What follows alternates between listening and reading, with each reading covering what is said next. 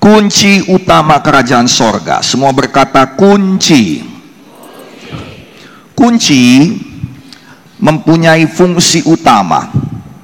Fungsinya dua, yaitu membuka dan mengunci, menutup.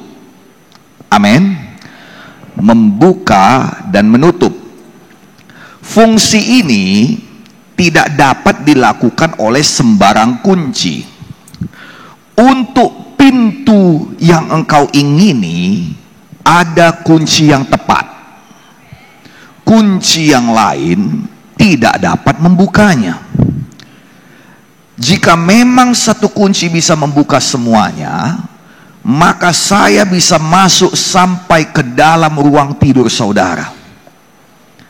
Maka bahkan saya bisa masuk sampai ke dalam kamar mandi saudara. Mengerikan. Kekacauan akan terjadi. Yang mengerti katakan amin. Nah saudara kekasih dalam nama Yesus, itu sebabnya Tuhan berikan kepada kita berbagai-bagai kunci. Yang mengerti katakan amin. Nah saudara kasih dalam nama Yesus, pintu yang tertutup rapat, yang tidak bisa dibuka dengan kekuatan apapun, dapat dibuka dengan kunci yang tepat. Yang mengerti katakan amin. Nah saudara, kalau engkau punya kunci yang tepat, saya punya kunci yang tepat, maka kita bukan hanya bisa membuka pintu itu, tapi kita bisa masuk ke dalam ruangan yang berbeda. Tempat kita berubah. Engkau tidak perlu lagi ada di tempat yang sama, pada pada level tertinggi di tempat yang sama, yaitu di depan pintu yang tertutup. Sayang, ada banyak kita yang hidup di depan pintu yang tertutup. Memang sudah diberkati, memang sudah berubah, tetapi di balik pintu itu ada yang lebih indah, lebih dahsyat, lebih luar biasa yang sudah disediakan Tuhan bagimu, yang bisa engkau dapatkan apabila engkau mempunyai kunci yang tepat. Amin.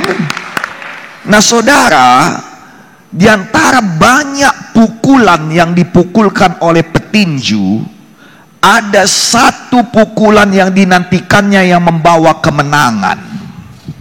Yang mengerti katakan amin. Semua pukulan lain itu sama sekali tidak berarti sampai pukulan yang satu ini dilepaskan, semua berubah. Yang mengerti katakan amin. Demikian juga kalau saudara punya gembok sebiji dan saudara punya banyak kunci gembok, saudara buka tes satu-satu, semua kunci-kunci itu menjadi tidak berarti sampai yang satu ini masuk, terbuka semuanya. Dan inilah yang mau saya sampaikan kepada saudara. Ada banyak kita dahulu semuanya dihantam dengan doa, semuanya dihantam dengan apa? Penginjilan. Saya nggak punya uang tapi saya melayani. Saya nggak bisa demikian. Saya nggak bisa melayani, jadi saya kasih banyak sumbangan. Nggak bisa demikian. Semua punya kuncinya masing-masing. Yang mengerti katakan amin. Yang mengerti katakan haleluya. Kita perlu kunci. Semua katakan pada Tuhan, Tuhan berikanlah saya kuncinya. Kita perlu kunci yang tepat membuka pintu-pintu keberhasilan, supaya kita bisa masuk ke tempat yang berbeda, level yang berbeda, kemuliaan yang berbeda daripada sekarang ini. Saya berdoa engkau dapat ini kunci keberhasilan. Amin. Karena saya mau menggembalakan anak-anak domba-domba yang berhasil. Amin. Kita perlu kunci-kunci yang tepat untuk membuka tingkap-tingkap di sorga, sehingga hidup kita ada di bawah curahan hujan berkat Tuhan. Sayang, seberapa hebat pun kita ngomong, kalau kita tidak punya kunci yang tepat, kita hanya ngomong di depan pintu yang tertutup. Yang mengerti katakan amin. Tetapi kalau kita punya kunci, tanpa ngomong pun kita akan berpindah ruangan. Yang mengerti katakan haleluya. Dan bukan hanya untuk membuka, tetapi kita juga perlu kunci yang tepat untuk mengunci diri kita di satu tempat. Supaya apa? Supaya jangan setan datang untuk mengambil apa yang sudah menjadi milikmu. Kenapa malam-malam kita kunci pintu rumah kita? Kita kunci diri kita di dalam rumah kita. Kenapa? Karena rumah itu diberikan Tuhan padamu, dan ada pencuri yang mau mengambil daripadamu. Dan Alkitab berkata setan itu adalah pencuri, pembunuh, dan pembinasa.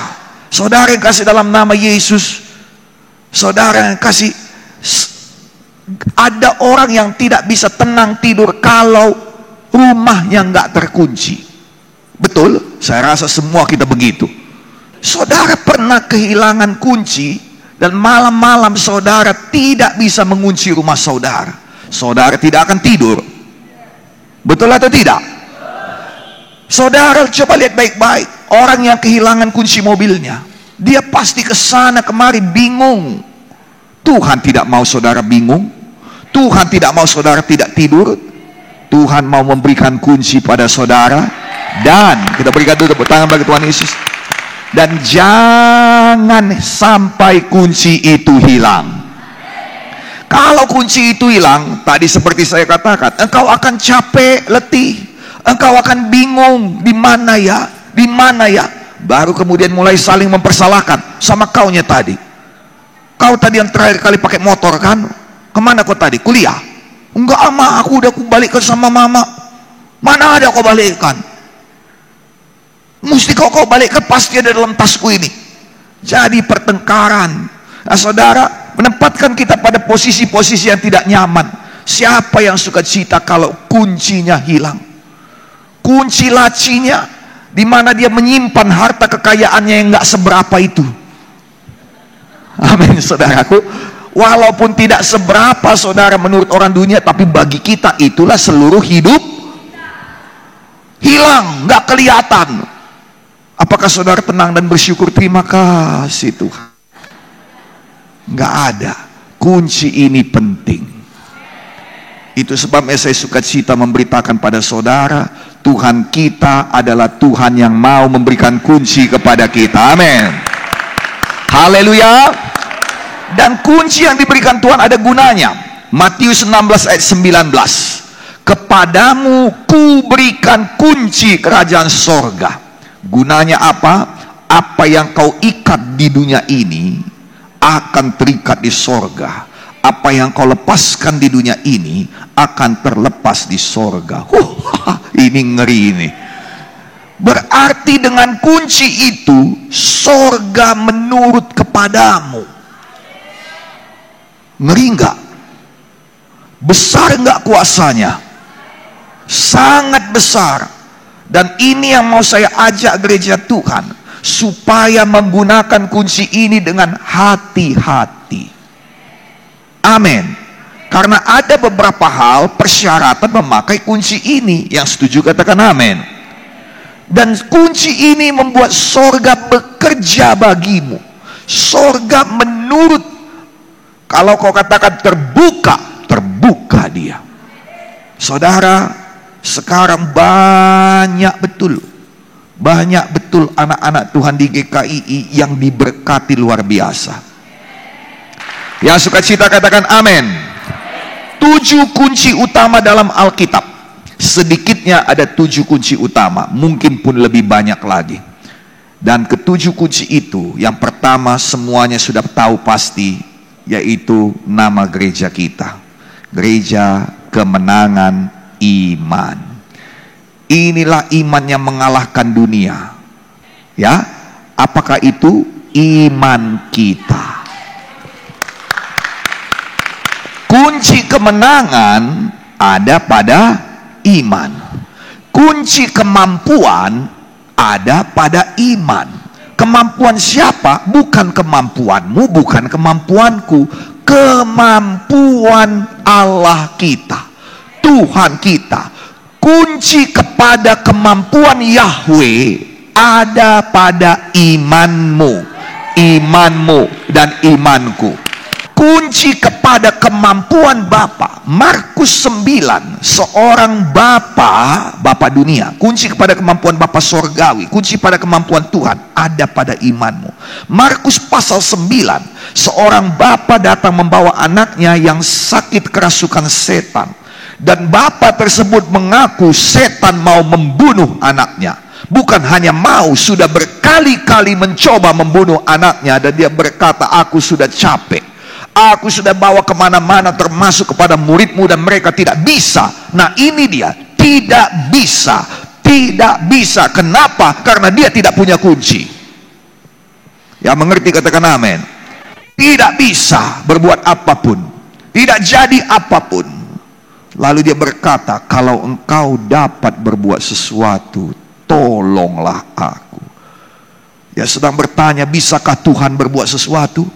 Adakah engkau juga bertanya pertanyaan demikian? Saya pernah bertanya kepada Tuhan. Sayang, pertanyaan saya bukan meragukan kuasa Tuhan, tapi meragukan apakah saya dapat menerimanya. Saya percaya Bapak ini juga demikian. Kalau memang dia meragukan kuasa Tuhan, ngapain dia datang kepada Yesus? Dia akan pulang sebelum ibadah dimulai. Dia akan pulang setelah murid-murid tidak berhasil mendoakan anaknya. Yang setuju katakan amin. Tapi karena dia percaya kuasa Tuhan, hanya saja dia ragu apakah aku bisa menerimanya. Apakah aku termasuk orang yang qualified? Bagaimana lagi ini? Semua jalan sudah tertutup. Apakah saudara pernah dalam situasi demikian? Saudara melihat semua jalan sudah tertutup. Bagaimana ini? Oh Tuhan, kalaulah kau bisa buat sesuatu pada hubunganku yang berantakan ini. Oh Tuhan, kalaulah kau bisa berbuat sesuatu pada keuanganku yang berantakan ini. Oh Tuhan, kalaulah kau bisa buat sesuatu pada pikiranku yang berantakan ini. Yesus senyum dan dia berkata, kalau aku bisa. Lalu dia berikan kuncinya.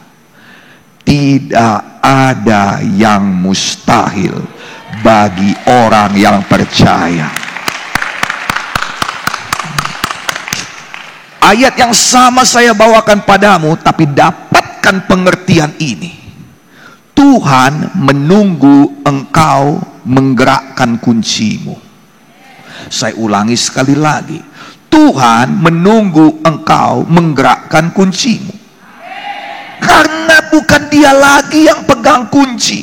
Dia pegang kuasa, tapi engkau yang pegang kunci. Ini luar biasa. Karena setiap orang yang datang pada Yesus, Yesus punya kuasa, tapi orang yang datang padanya harus pegang kunci. Itu sebabnya saudara perempuan yang sakit pendarahan 12 tahun, Yesus tidak berkata kuasaku yang menyembuhkan, yang menyelamatkan engkau, yang membawa sozo, paket keselamatan yang lengkap kepadamu. Tapi dia berkata imanmu, imanmu. Dapatkah saudara mengerti bahwa kunci pertama yang mau diberitahukan Tuhan kepada dunia ini, haleluya, kepada dunia ini ketika dia datang ke dunia ini, imanmu, imanmu. Boleh kita berikan tepuk tangan bagi Tuhan Yesus. Bapak ini memang putus asa, tetapi ketika dia dapat kunci itu, dia berbeda. Dia berkata, saya percaya. Amin. Amin. Sama-sama kita katakan, saya juga percaya ya Tuhan. Di dalam nama Tuhan Yesus, jadilah pada saya sebagaimana iman saya.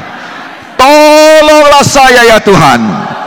Yang percaya sepakat berkata 3 kali, amin, amin, amin. Kita berikan tepuk tangan bagi Tuhan Yesus. Saya sungguh percaya menjelang matahari terbit pagi nanti, ada di antara kita yang sudah mendapat pertolongan dari Tuhan. Jadilah dan jadilah dalam nama Yesus. Yang sukacita katakan amin. Nah, Bapak Ibu Saudara-saudari, kata orang percaya, tidak ada yang mustahil bagi orang yang percaya.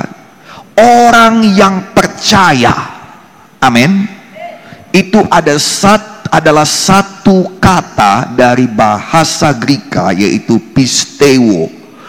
Saya sudah ajari saudara mengenai mengubah pistis menjadi pisteuo. Amin saudaraku.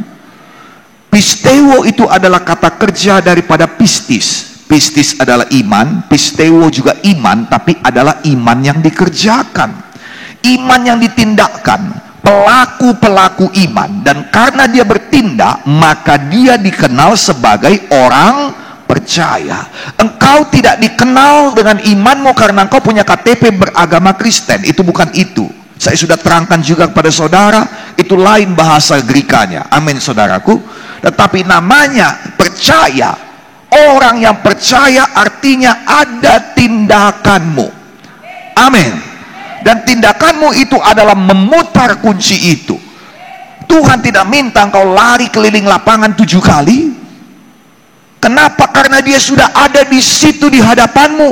Kita hidup di zaman perjanjian baru. Amin saudaraku. Amin saudaraku. Nah saudara, sebagaimana imanmu jadi padamu. Pak, ada juga orang disuruh jalan, Pak. Memang betul. Kenapa? Karena itu semua ujian iman. Orang buta disuruh jalan 7 km menuju Siloam, yang artinya diurapi. Itu ujian iman. Kenapa? Karena yang mau diberikan dia juga besar adanya. Sayang, semakin besar ujian, artinya engkau tidak ujian TK lagi. Semakin sulit ujianmu, artinya engkau tidak ujian kelas 1 SD lagi. Semakin berat dia, artinya ada sesuatu yang besar yang menanti di depanmu.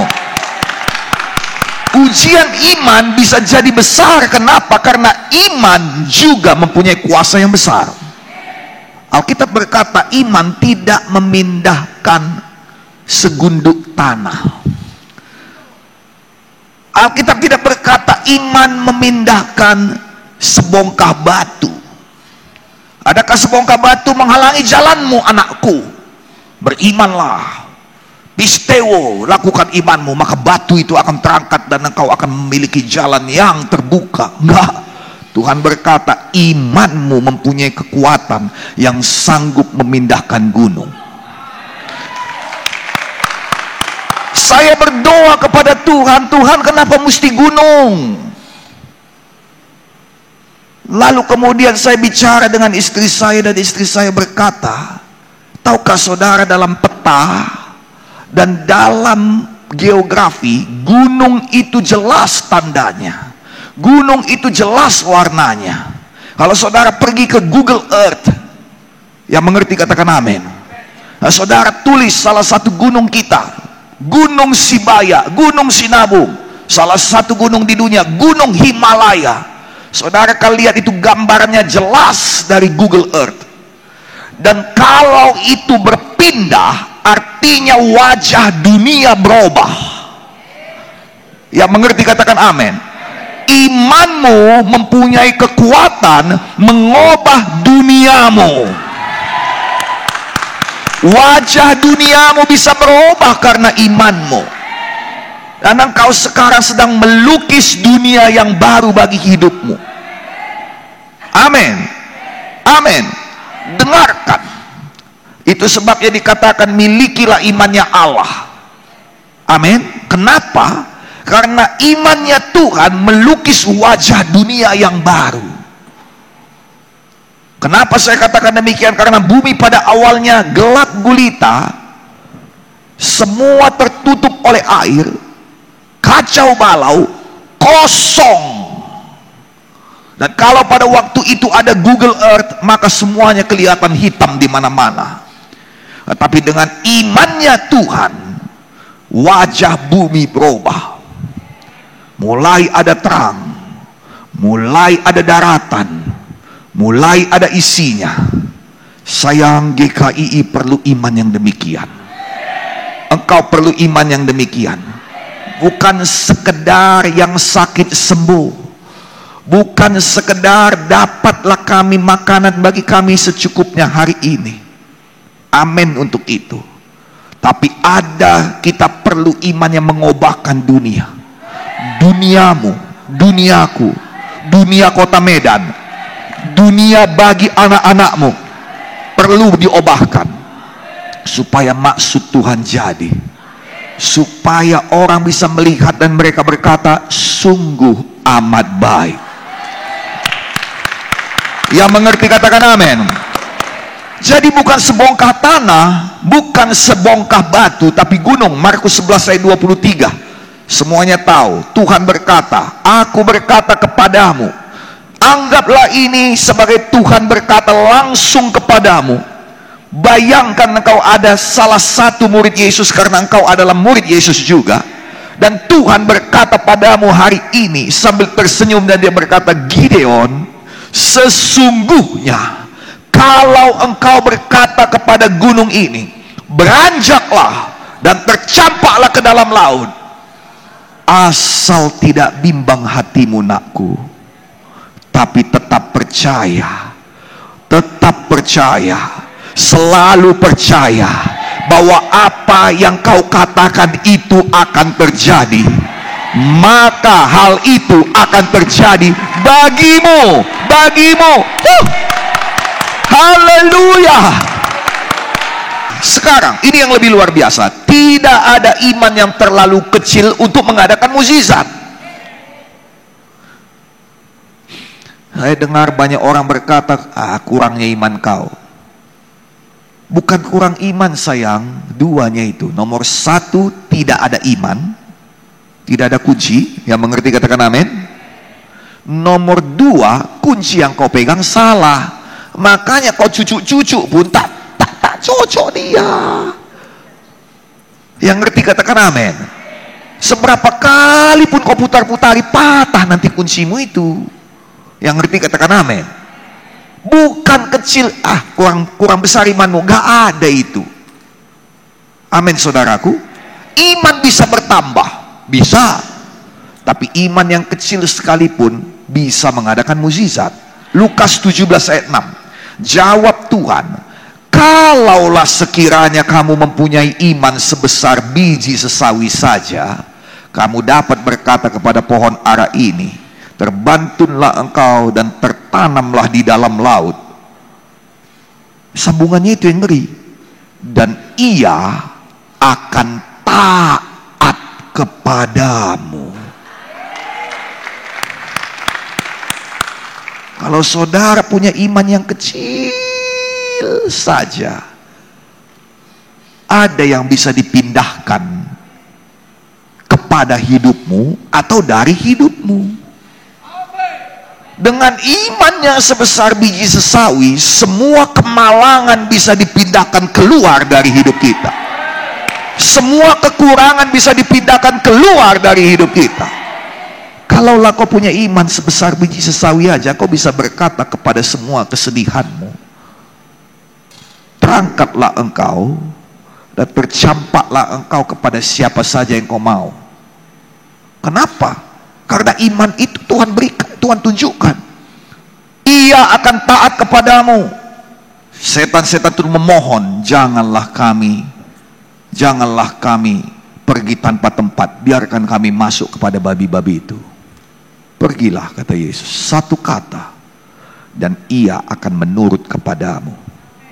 Itu sebabnya saudara, mengenai pohon ara ini juga Tuhan berkata, milikilah imannya Allah. Dalam bahasa Indonesia dikatakan, percayalah kepada Allah. Dalam bahasa aslinya, eko pistis dei. Sudah saya terangkan berkali-kali. Amin. Ulangi imannya Allah, ulangi firmannya Allah. Tuhan melihat hati, Tuhan melihat iman. Dan mata Tuhan tidak seperti kakek yang hampir buta itu. Mana dia Pak Pendeta? Tak kulihat. Laidah. Rupanya dari Kabanjahe dia saudara. Oh, Ijakinia. Katanya habis. Tuhan tidak demikian. Dari jauh dia sudah bisa melihat imanmu. Amin. Dan Dan dia datang mencari iman. Lukas 18 ayat 8. Kecil pun imanmu sayang, besar perubahannya. Kecil pun imanmu sayang, besar mukjizatnya. Kecil pun imanmu, besar khasiatnya. Itu sebabnya saya katakan ini luar biasa. Makanya saya tidak mampu menahan berita ini lagi, karena aku betul-betul ingin mengatakannya padamu. Ini luar biasa. Jadi Pak Pendeta, kok selama ini aku gak punya apa-apa? Karena apa? Sederhananya, bukan karena engkau kurang iman, tapi imanmu itu loh.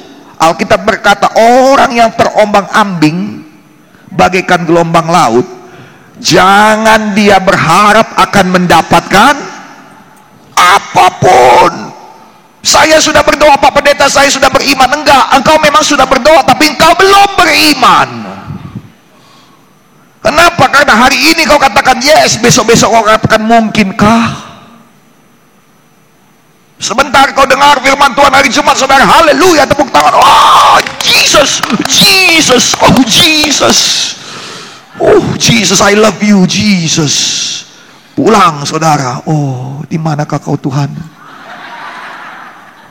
Kenapa aku begini, kayak gini aja hidupku. Oh besok bangun lagi, aduh Tuhan.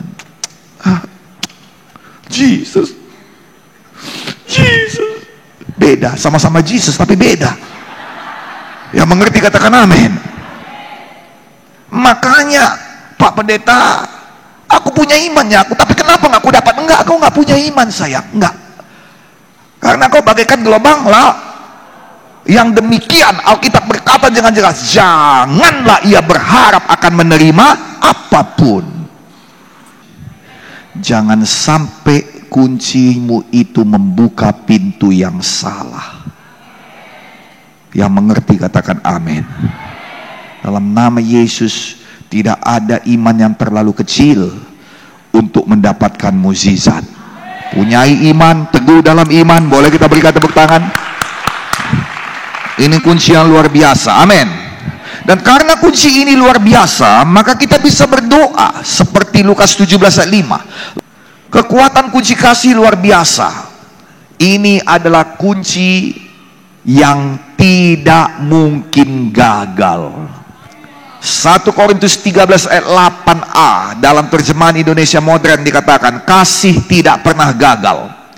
Ini berarti di semua tempat yang tadinya engkau gagal dalam kehidupan ini, buka lagi dengan kunci iman yang disertai kasih.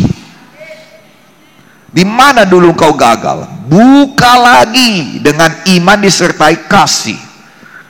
Tindakanmu untuk membukanya kembali itu adalah iman. Sebagai contoh, tapi harus mengaplikasikan kasih. Sebagai contoh, usaha-usaha yang gagal dapat dibuka kembali dengan iman, dengan mengaplikasikan kasih kepada pelanggan dan karyawan. Yang mengerti katakan amin. Hubungan-hubungan yang gagal dapat dibuka kembali dengan iman, tapi sekali ini ketika kau ngomong dengan orangnya, aplikasikanlah kasih. Amin. Amin. Pelayanan yang gagal dapat dibuka kembali dengan iman, dengan mengaplikasikan kasih kepada Tuhan dan jiwa-jiwa. Kepemimpinan yang gagal dapat dibuka kembali dengan iman, dengan mengaplikasikan kasih kepada bawahan dan pengikut. Kata tidak pernah gagal diambil dalam bahasa aslinya. Kasih tidak pernah gagal itu adalah agape, eudepote, ekpipto. Kata agape kita tahu itu artinya kasih. Kata eudepote artinya tidak pernah sekalipun, gak pernah sekalipun, artinya tanpa cacat. Ekpipto artinya gagal, jatuh, menyerah, berkesudahan. Itu sebabnya Alkitab terjemahan bahasa Indonesia baru TITB berkata kasih tidak berkesudahan. Amin. Tapi terjemahan modern berkata kasih tidak pernah gagal. Dan bahasa Inggris dikatakan love never fail, artinya tidak pernah gagal, tidak pernah jatuh. Amin. Ini memberikan pada kita pengertian dan harapan bahwa agape tidak pernah gagal, agape tidak pernah jatuh, agape tidak pernah menyerah, agape tidak pernah berkesudahan. Kunci ini yang pertama pertama sekali ketika kau pegang, yang pertama sekali mengalir adalah kasih Allah kepada saya dan kepada saudara, yang memampukan saudara mengasihi. Dan seberapapun buruknya keadaanmu, ingat baik-baik, yang namanya kasih Allah tidak pernah gagal. Walau berkali-kali kau menolak, kasihnya sampai hari ini tetap terbuka kepadamu. Saya percaya ada orang yang perlu mendengarkan apa yang kata saya hari ini. Walau kau sudah narkobaan, walau kau sudah diambang maut sekalipun, kasihnya sampai saat ini masih belum menyerah kepadamu dalam nama Yesus. Itu sebabnya kita bernyanyi, kasih Allah tak berkesudahan, selalu baru setiap hari. Amin. Dalam hal ini kita harus memiliki kebijaksanaan dan pengertian. Kasih kita yang pertama dan terutama adalah kepada Tuhan. Itu sebabnya apabila permintaan orang yang kita kasihi bertentangan dengan perkataan Tuhan, maka kita tidak akan melakukan apa yang dimintanya demi kasih kita padanya, dan membatalkan kasih Tuhan pada kita atau kasih kita pada Tuhan. Amin. Amin. Yang mengerti katakan amin. Tidak boleh kasih kita kepada orang tua membatalkan kasih kita kepada Tuhan. Tidak boleh kasih kita pada pasangan kita membatalkan kasih kita pada Tuhan. Saya pakai bahasa yang tinggi, saya berdoa Tuhan menerangkannya padamu. Karena satu hari kita gak akan pakai bahasa-bahasa rendah. Karena engkau mau diangkat Tuhan menjadi tinggi. Mengertilah dalam nama Yesus. Haleluya. Haleluya. Jika kita mengutamakan kasih kepada manusia, maka sesungguhnya kita mengalami kekecewaan, bahkan terkutuk. Jika kita mengutamakan kasih kita pada Tuhan, maka sesungguhnya kita akan mengalami berkat yang melimpah-limpah. Yeremia 17 ayat 5-8 berkata, terkutuklah orang yang selalu terfokus pada manusia. Diberkatilah orang yang selalu terfokus kepada Tuhan. Dan kalau saudara mengasihi satu pribadi, pribadi itu akan merespon padamu. Sama seperti kalau engkau mengasihi Allah dengan segenap hati, dengan segenap jiwa, dengan segenap kekuatan, maka Tuhan akan merespon kepadamu. Yohanes 14 ayat 21. Barang siapa memegang perintahku dan melakukannya, dialah yang mengasihi aku. Dan barang siapa mengasihi aku, ia akan dikasihi oleh Bapakku, dan aku pun akan mengasihi dia. Sambungannya yang luar biasa. Dan aku akan menyatakan diriku padanya. Kenapa di GKI banyak mujizat? Karena kita memilih untuk mengasihi Tuhan, walau kita mengasihi keluarga kita. Tapi ketika keluarga kita minta beradat, kita tahu itu membatalkan kasih kita kepada Tuhan. Maka kita berkata, semua kubuat bagimu. Tapi ketika itu membatalkan kasihku pada Tuhan, aku minta maaf.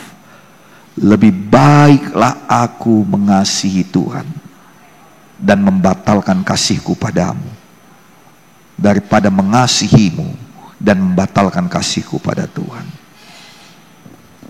Sayang, Tuhan menyatakan dirinya ketika kita mengasihi Tuhan, ketika kita memberi yang terbaik bagi Tuhan, ketika kita bertindak. Kunci nomor 2, kasih. Ketika saudara beriman, maka tidak akan bisa gagal. Di mana letak kegagalanmu? Buka kembali dengan iman. Amin. Saya tidak katakan saudara harus kembali pada masa lalumu, enggak. Tapi kalau memang ada sesuatu yang terlewatkan, padahal seharusnya engkau bisa berkembang di sana, buka kembali dengan iman. Tidak perlu ada sakit hati di sana. Tidak perlu ada trauma di sana. Amin. Amin. Amin. Haleluya. Boleh kita berikan tepuk tangan bagi Tuhan. Yuk, mari kita berdiri. Ada 7, hari ini saya bawakan 2 padamu, iman dan kasih. Tolong dipegang kuat-kuat. Tolong digunakan. Dalam nama Yesus, kunci yang pertama adalah kunci iman yang mengubahkan wajah duniamu. Kunci yang kedua adalah kunci kasih yang tidak mungkin gagal. Jadilah dalam nama Yesus.